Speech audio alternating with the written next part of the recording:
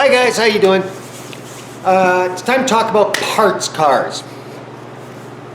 As you know, if you caught it on BS and Bench Racing, the TR7 behind me is going to get turned into parts. And parts cars can either be a boon to your project and save you a ton of money, or they can be the bane of your existence. And I'll explain why. I'm sure we've all driven down that deserted country road, looked off into the field and seen 30 vehicles of semi-deterioration lying there, or a half a dozen, or 4 or 5, or driven down the back alley in town and seen the guy who's got the half torn apart vehicle that's been there for umpteen years. When you do that, 9 times out of 10 all you're doing is pissing off your neighbors, pissing off your wife, and getting on everybody's nerves. If you're going to do a parts car, I'm going to recommend you do what I used to do when I spent a bunch of years in the auto recycling business, and that's knock it down and get rid of the junk. Okay? The scrap body's worth a few bucks. All the parts you're after are what you really want, and if you get them all and a few extra, you might even be able to get some cost recovery on the whole exercise beyond the parts you need. But it means being really methodical about it, and being conscious of your neighbors, and conscious of the wife, conscious of the kids, and conscious of safety.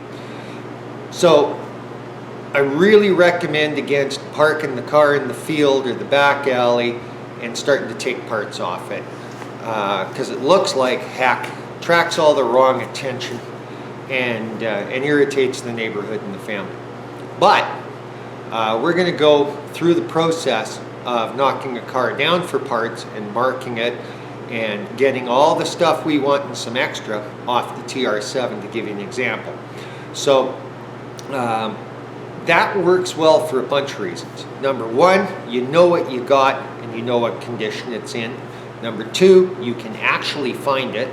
Number three, when you need it, you don't have to go out and tear it apart. You've already got it sitting there.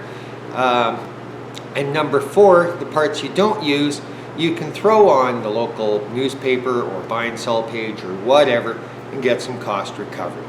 And number five, there's no mess in the backyard, which is a big deal. If there's no junk lying around, there's no unwanted attention, no unwanted irritation.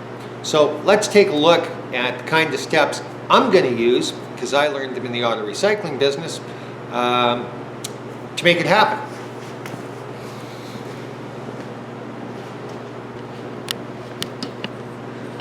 We're going to start with the strip sheet. This is a strip sheet I developed a bunch of years ago, and we used it on all of the vehicles that we processed, hundreds of vehicles a year, to get the parts that we wanted off of and get rid of the carcass.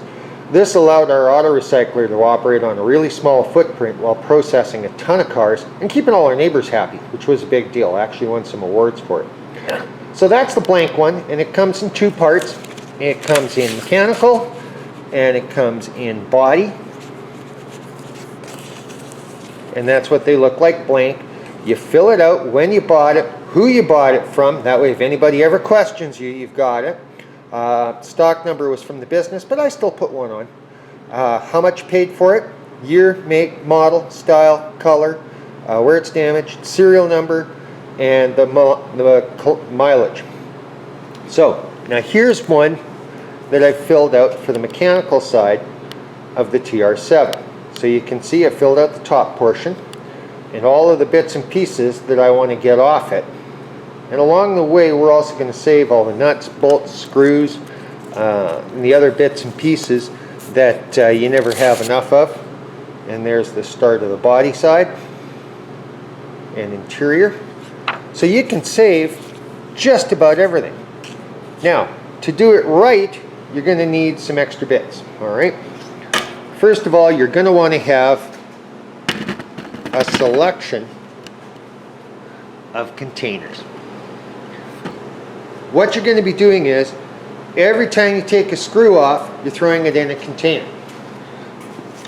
You got a marker and you got tape so you can mark everything. including the containers, so that you know when you put the parts on your shelves, if you need something, you can find it quick and easy. Now, bigger parts, we're going to put tags on, and we're going to use metal marker, so things like struts and lower control arms and stuff like that. And they'll go into our unheated storage. And then interior parts and such, that's what all those boxes are for. And the boxes will be marked with exactly what are contained in them. When it's all done, the dead carcass will be hauled away. We'll have all the parts we need for a green TR7 coupe, the parts to rebuild, bits and pieces, so that we'll be able to keep our vehicle maintained just about indefinitely, and everybody wins. There's no junk out in the yard, so the family's happy, the neighbors are happy, and I'm happy because I know exactly what I got because I have my strip sheets, and I know where it is, how to lay my hand on it, so when I'm working on the vehicle, or better still, if I have a breakdown, I can snap my hand onto whatever I need and make a repair. So that's the start of this process, and we'll give you updates as we go along.